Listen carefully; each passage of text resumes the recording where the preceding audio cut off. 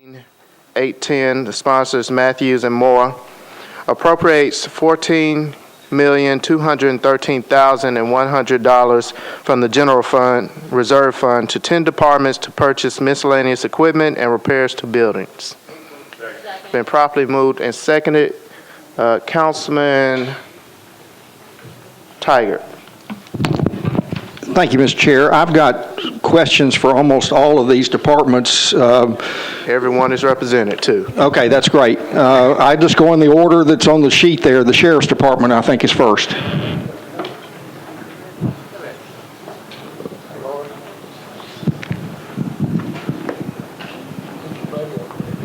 John Hudson with the Sheriff's Office. Hey, John, thanks for being here. Talk to me about $600,000 on repairing 2 elevators. Is that new elevators, or is that the actual? Now, these are elevators that we have 4 elevators that work to serve our side of Criminal Justice Center. And these elevators have been there since it was built in 1982, I believe, so they're over 30 years old. They function sometimes, most of the time they don't. This is something that's desperately needed to try and get at least 2 of them working. We've worked very well with the administration, and Rich has said we can probably do 2 this time and maybe 2 next time. Okay, so obviously they still use the same shaft, but it's basically replacing all the hardware and everything associated with it. Yes, that's correct. Okay, that's it for you. General Services?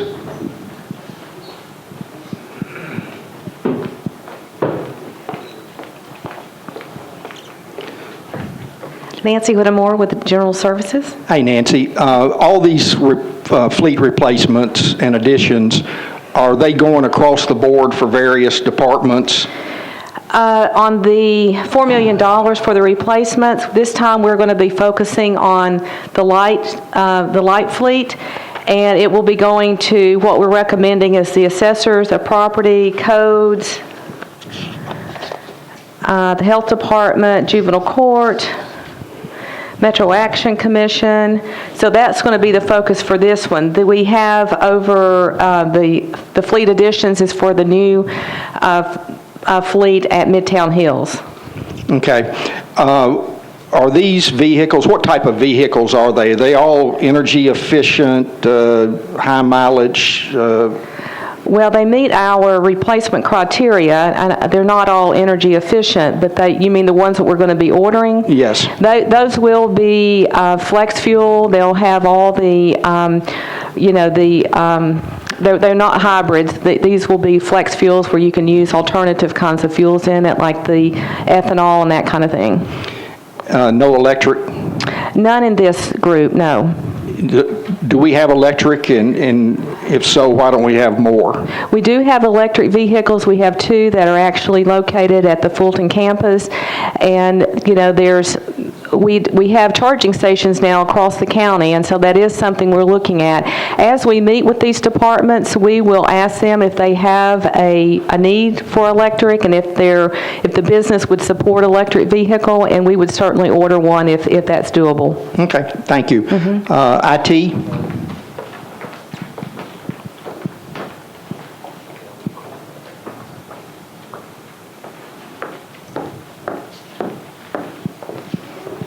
Keith Durbin with ITS. Hey, Keith. I'm just curious, what is end of life? End of life is hardware or equipment that has reached the end of its functional lifespan. So you buy equipment and it's new and it's supported by the manufacturer, and basically everything has a built-in obsolescence. New versions of the equipment come out, new versions of software, and so it's a constant cycle of replacing them to make sure we can maintain them and support them. So is end of life synonymous with obsolete? In most cases, yes. We don't replace things before we have to. Okay, I just see in some places we use the word obsolete and then others end of life, so I was just curious. Thank you. Sure. Juvenile court.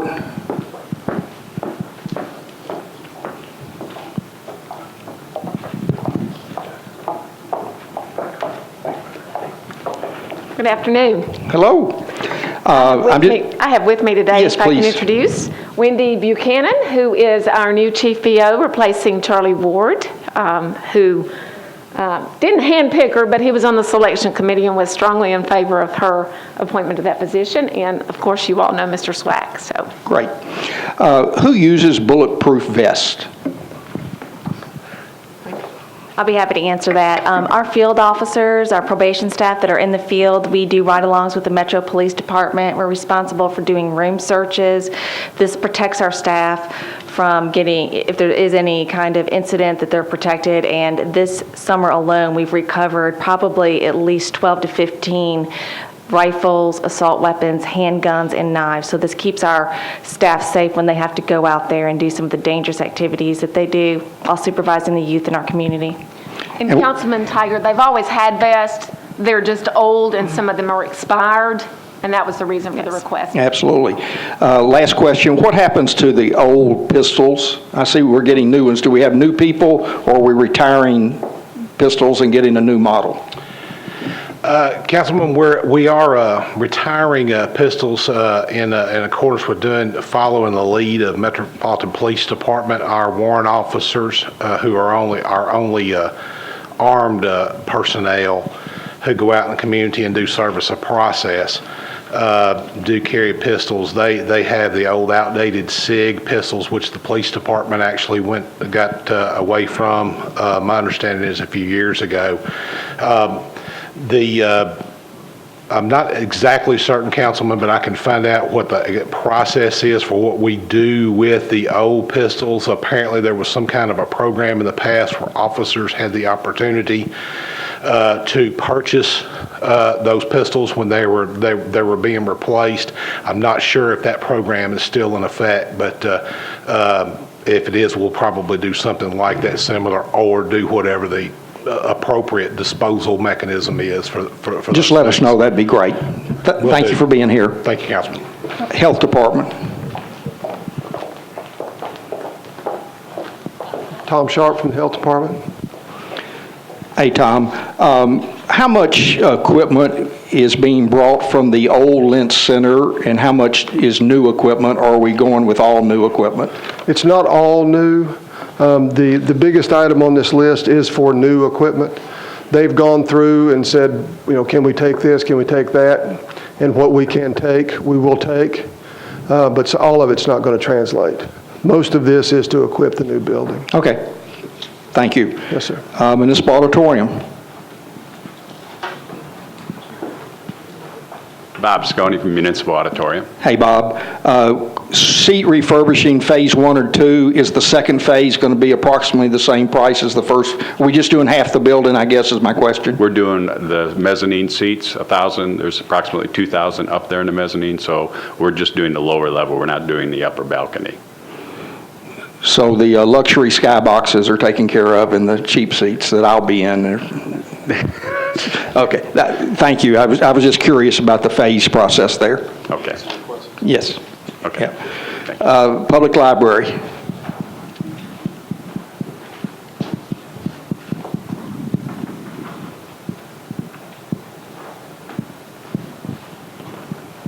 Ken Oliver from the library. Hey, Kent. Question about the Bellevue Library. Obviously, we're a year or more away from actually move in. Is this equipment that's being purchased that's needed now, or will be put in storage, or are you just bidding it now and it will be delivered when the building's complete? It's new for the building. Okay, and there's a lead time on it, is why it's being... Right, exactly. We're looking at the first of the year when we need to start making purchases for both these facilities. Gotcha, that makes sense. Thank you. Parks and Rec.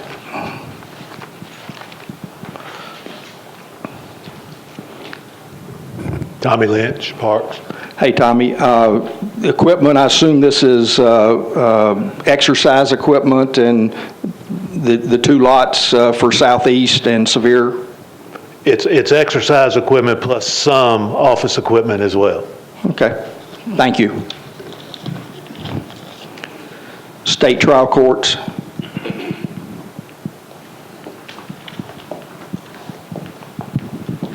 Yes, sir. Tim Townsend with State Trial Court. Thanks, Tim. Phase 2 of this equipment, is this the last phase, or is there more phases to come? There will be one more phase, and it should be approximately $180,000 also. That will then upgrade every state trial courtroom that we have in both buildings. Great, thank you. And Tennessee State Fair. Buck Dozier. And last but not least, Buck, replacing the annex buildings, tell us why there was a need to do this, and then just a brief overview of the rest of the repairs. Straight Line Winds got this building about a year, now over a year ago. We lost revenue when this was not rebuilt because this is where vendors set up for many different shows. So building this back is going to allow us, allow the venue to use this for setting up their booths and so forth. So it's a revenue-producing rehab on this. The rest of it is fixing up different things, AC units, paving, and some other things that would enhance, again, for instance, I'll give you an example. We have a big show coming up dealing with running, and they'll be all over the property running. And so there's some ruts and other places that need to be repaired to make this show go as well as it should go. And as we've spoken, this doesn't take care of all the needs, but it's a good first start, and it was your priorities. We're grateful for that, and it doesn't take care of all of them, but it'll go a long way in giving us a good boost to keep the revenue coming in there. Great. Thank you, Mr. Chair, and you were correct. Everyone was accounted for. Thank you, Councilman Tiger. Councilor Allen. Thank you, Mr. Chair. I have a question about, on each one of these forms, there was a reference to surplus property. Have you checked Public Property Division for usable surplus equipment? And none of the departments had done that, which makes me wonder, is there any expectation that there ever would be? I mean, what is that all about? Rich, that may be a question for you. I'm not even sure who I'm asking that to. Or John. It's about the fourth question. Yeah, no, I'm with you. I think if there is, most of this is unique equipment to their individual departments. It's not sort of generic office furniture, which is what that really comes into play. But like the health department is unique equipment for health department needs and the vest and all that. So I think it really comes into play if it's, more routine kinds of things, desk, chairs, things of that nature. Thank you. Thank you, Councilor Allen. Councilor Langston. Thank you, Mr. Chair. Could juvenile court come back, the gentleman that was talking about the weapons? Just a quick question, sir. You say you're getting replacement weapons. Could you explain the process for the new training that the individuals would get on the new weapons?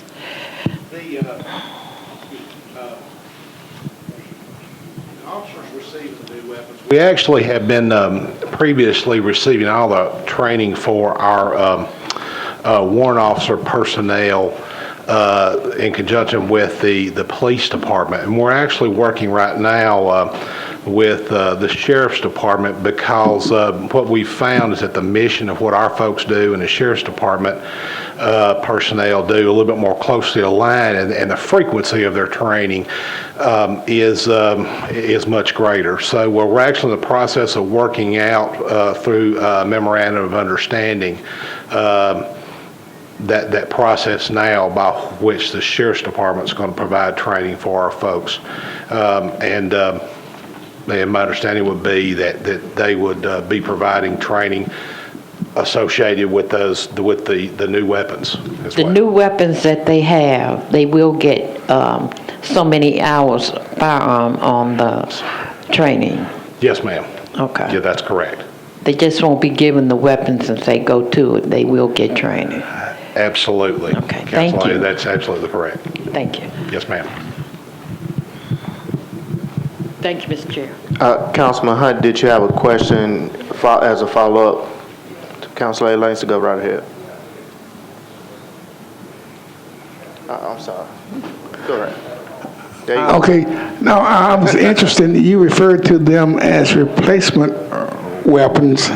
Why are they being replaced? I'm sorry, Councilman, what was the question again? You referred to the new purchases as replacement weapons.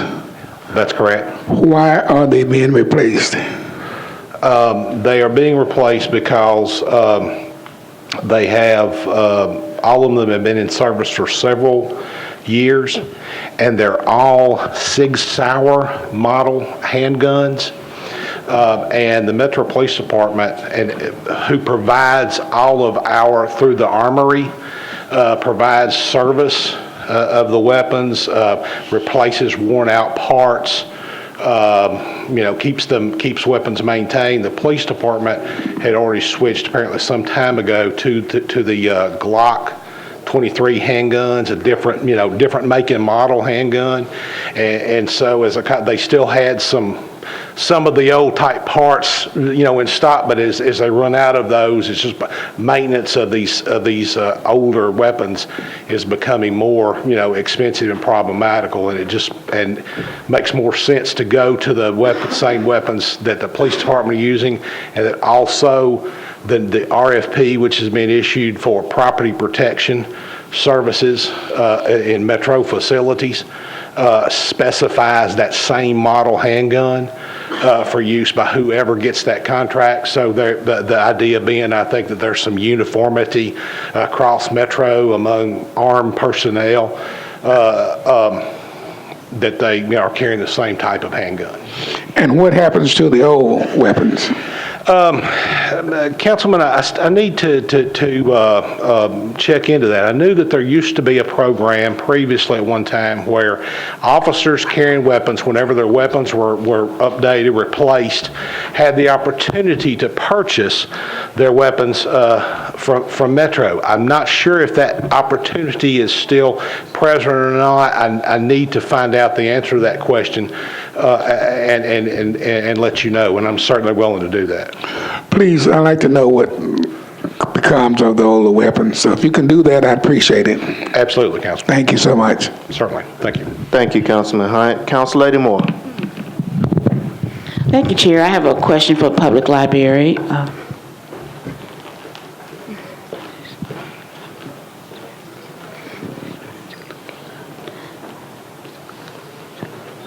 How you doing? Hi, good. I was looking at line item, where it says furniture, fixtures, and equipment for library branches. Is that all the branches or select branches? Right. What that is some supplemental money. The bond money that was made available for the library upgrades does not include equipment. So it will be things like technology, shelving, those sorts of things, and it will be throughout the system as we go through those renovations. I was just trying to take care of it, Chair. Thank you. Thank you, Thank you, Council Lady Chair. Moore. Council Lady Leinster. Thank you, Mr. Chair. The Deputy Legal Director is here tonight. Did I miss it, or did you all not put in a request for anything? Everything is up to par 100%? The Deputy Mayor said If you'd they like to have give us a everything. second chance on that, we'll see if we can come up with something. Okay. And we'll find some money for you, too. Thank you, Council Lady Leinster. Seeing no other council members wishing to speak, all those in favor? All opposed? Resolution passes. RS 2013-811, sponsors are Matthews and Gilmore, approves a grant of $25,000 from the National Endowment for the Arts to the Metro Arts Commission for public art within Edmondson Park and a companion educational curriculum. Been properly moved and seconded. Any discussion? Seeing none, all in favor? All opposed? Resolution passes. RS 2013-812, sponsors Matthews and Bennett, approves an application for a grant of $4,100.88 from the Community Foundation of Middle Tennessee to the Sheriff's Department to build outdoor shelters for animals. It's been properly moved and seconded. Any discussion? Seeing none, all in favor? All opposed? Resolution passes. RS 2013-813, sponsors Matthews and Bennett, approves a state grant of $60,869 to the Juvenile Court for Juvenile Accountability Incentive Block Grant Program Services to enhance court staffing. It's been properly moved and seconded. Any discussion? Seeing none, all in favor? All opposed? Resolution passes. RS 2013-814, sponsors Matthews and Bennett, approves an annual state grant of $1,451,003 to the state trial courts to fund the Davidson County Community Corrections Program. It's been properly moved and seconded. Any discussion? Seeing none, all in favor? All opposed? Resolution passes. RS 2013-815, sponsors Matthews, Bennett, and Lancaster, approves an interlocal agreement between the Metro government and the Emergency Communications District relative to operation of the Enhanced 911 service for fiscal year 2013-2014. It's been properly moved and seconded. Any discussion? Seeing none, all in favor? All opposed? Resolution passes. RS 2013-816, sponsors Matthews and Bennett, approves a sole source contract with NEC Corporation of America for maintenance of the Integra ID system for the police department. Been properly moved and seconded. Councilman Tiger. I've got a question about the sole source status of that, if someone could.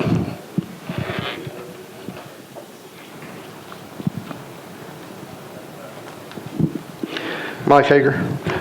Mike, I assume the reason they're sole source is they provide the maintenance of the equipment we already have on hand? Yes, sir. This is just a continuation of the APHIS program. The Integra is the new software that works with the APHIS systems we already have and the equipment we already have. Okay, thank you. Thank you, Councilman Tiger.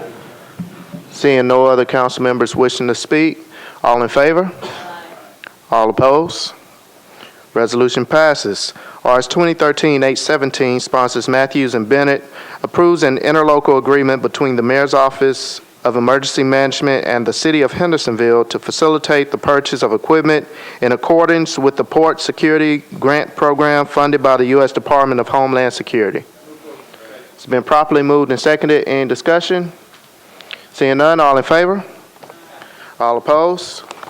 Resolution passes. RS 2013-818, sponsors Matthews, Bennett, and Lancaster, approves an agreement between the U.S. Drug Enforcement Administration and the Metro Police Department for assistance with the Middle Tennessee Drug Enforcement Task Force. It's been properly moved and seconded. In discussion? Seeing none, all in favor? All opposed? Resolution passes. RS 2013-820, sponsors Matthews and Lancaster, approves a state grant of $229,686 to the Nashville Career Advancement Center to establish programs and deliver services to dislocated workers. It's been properly moved and seconded. Any discussion? Seeing none, all in favor? All opposed? Resolution passes. RS 2013-821, sponsors Matthews, approves a state grant of $48,896 to the Nashville Career Advancement Center to establish programs and deliver services to adult workers. It's been properly moved and seconded. In discussion? Seeing none, all in favor? All opposed? Resolution passes. RS 2013-822, sponsors Matthews and Gilmore, approves a Fifth Amendment to a grant from Vanderbilt University to the Board of Parks and Recreation to collaborate on the Growing Right Onto Wellness program by increasing the grant amount by $10,000 for a new grant total of $386,710.67. It's been properly moved and seconded. Councilman Tiger. Question from, I guess, Mr. Lynch on this. Are these wellness grants scattered throughout the city, or are they concentrating in certain specific areas? It basically started at Coleman Community Center, and we've expanded it to Hadley and East, our regional centers. So it's mainly concentrated there because the grants also provide additional people to work there. Okay, and just those three centers, you don't have the personnel or the money to go to all the community centers? No, the grant actually pays for employees to provide more people working with the kids at each of those centers. Okay, thank you. Thank you, Councilman Tiger. Seeing no other council members wishing to speak, I'll ask all in favor. Aye. All opposed? Resolution passes. RS 2013-823. Authorizes the Department of Law to settle Metro government's property damage claim against Joni Sanchez Romero for the amount of $7,250.25. Been properly moved and seconded. In discussion? Seeing none, all in favor? All opposed? Resolution passes. We're now on to bills on second reading. BL 2013-517, sponsors Maynard, Matthews, and others, amends the Metro Code pertaining to the use of diversified business enterprises and participation in the Metro government and the Metro Workforce Development Program. It's been properly moved and seconded. In discussion? Seeing none, all in favor? All opposed? Bill passes. Bill 2013-518, sponsors Matthews, Dow, and Claiborne, approves a lease agreement between Metro government and the Sports Authority for the property upon which the new hockey facility is to be constructed at Global Mall. It's been properly moved and seconded. In discussion? Seeing none, all in favor? All opposed? Bill passes. BL 2013-519, sponsors Gilmore and Matthews, approves a construction agreement between Metro Government and CSX Transportation Incorporated related to the repair of the bridge carrying the Richland Creek Greenway over the CSX railroad tracks. It's been properly moved and seconded. Council Lady Berry. Thank you, Chair. I just had a quick question on the cost. When you say that the agreement is between CSX and Metro Government, is CSX paying for anything? Hold on, John. There you go. No, we are invading their territory, so they... So since we're going over the bridge, we're incurring the cost?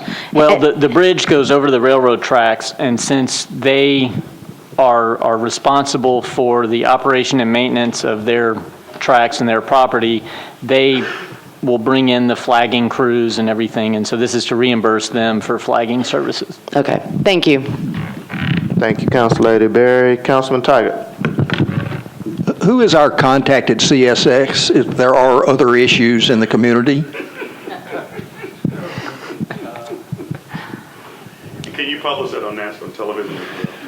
Well, I mean, there's a serious side because we have constituents when there's tagging, graffiti, or other issues on their bridges and trying to find the right person to contact. So if we could track down an answer sometime here, I would like to have that contact. Can we get that? The Deputy Mayor says he would too. Seeing no other council members wishing to speak, all those in favor? All opposed? Bill passes. BL 2013-520, sponsors Dow, Gilmore, and Claiborne, authorizes the Director of Public Property Administration to accept an easement for 3 parcels of property located on Hickory Park Drive for use in connection with the Mill Creek Greenway. Been properly moved and seconded. Any discussion? Seeing none, all in favor? All opposed? Bill passes. And BL 2013-521, sponsors Matthews, Gilmore, and Claiborne, authorizes the Director of Public Property Administration to accept an easement for property located on West Hamilton Road for the use in connection with the Whites Creek Greenway. Been properly moved and seconded. Any discussion? Seeing none, all in favor? All opposed? Bill passes. I would like to take just a personal point of privilege to say thank you, and I was honored to chair the Budget and Finance Committee meeting this year. I think we had a wonderful committee, and thank you all for all of your work and participation, and I hope that we could continue to move this city forward. Councilman Tiger. I want to thank you for your service. There was an article in the paper this morning, while we've got a second, about the bus routes from Spring Hill and Franklin and Brentwood into Nashville, and the statement was made that Spring Hill and Franklin had agreed to pay the new requested rate to subsidize the route, but that Brentwood had opted out. What is behind that, and is that a topic that we should worry about if surrounding counties, when we start talking about regional cooperation between entities and certain communities want the service but don't want to help pay for it? This would be a good one for the Vice Mayor since he's talkative tonight. Deputy Mayor. Deputy Mayor, I'm sorry.